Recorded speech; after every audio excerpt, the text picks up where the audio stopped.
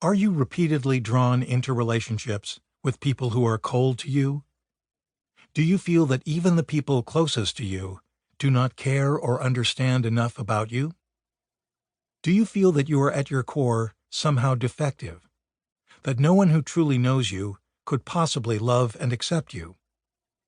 Do you put the needs of others above your own, so your needs never get met, and so you do not even know what your real needs are? Do you fear that something bad will happen to you, so that even a mild sore throat sets off a dread of more dire disease? Do you find that, regardless of how much public acclaim or social approval you receive, you still feel unhappy, unfulfilled, or undeserving? We call patterns like these life traps. In this book, we will describe the 11 most common life traps and will show you how to recognize them, how to understand their origins, and how to change them. A life trap is a pattern that starts in childhood and reverberates throughout life.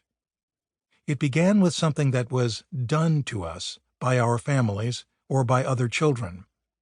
We were abandoned, criticized, overprotected, abused, excluded, or deprived. We were damaged in some way. Eventually, the life trap becomes part of us. Long after we leave the home we grew up in, we continue to create situations in which we are mistreated, ignored, put down, or controlled, and in which we fail to reach our most desired goals. Life traps determine how we think, feel, act, and relate to others. They trigger strong feelings such as anger, sadness, and anxiety. Even when we appear to have everything, social status, an ideal marriage, the respect of people close to us, career success, we are often unable to savor life or believe in our accomplishments. Jed, a 39-year-old stockbroker who is extremely successful. He conquers women, but never really connects with them. Jed is caught in the emotional deprivation life trap. When we were first developing the life traps approach, we began treating an intriguing patient named Jed. Jed perfectly illustrates the self-defeating nature of life traps. Jed goes from one woman to another, insisting that none of the women he meets can satisfy him. Each one eventually disappoints him. The closest Jed comes to intimate relationships is infatuation with women who sexually excite him. The problem is that these relationships never last. Jed does not connect with women, he conquers them. The point at which he loses interest is exactly the point at which he has won.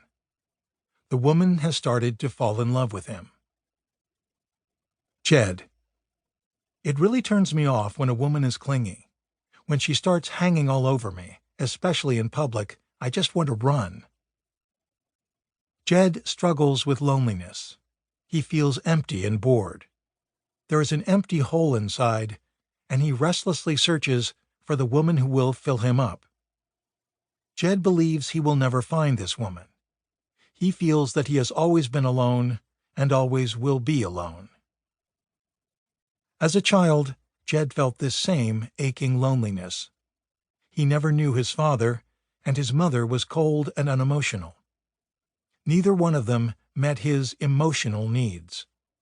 He grew up emotionally deprived and continues to recreate this state of detachment as an adult.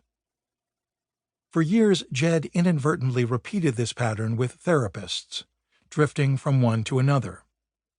Each therapist initially gave him hope, yet ultimately disappointed him. He never really connected with his therapists. He always found some fatal flaw that in his mind justified terminating therapy. Each therapy experience confirmed that his life had not changed, and he felt even more alone.